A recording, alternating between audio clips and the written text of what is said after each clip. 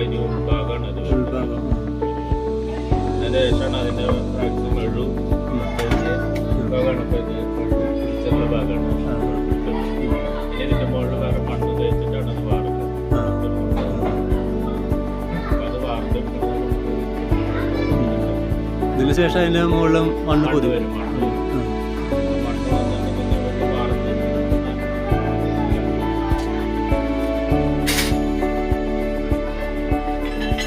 മണ്ണ് പിടിച്ച് വാർത്തിട്ടുള്ള ആ സമയത്ത് പിടിച്ച് വാർത്തിട്ടുള്ള കൊമ്പാണ് ഇതിൻ്റെ മുകളിലാണ് പരീക്ഷയ്ക്കൊക്കെ വരും.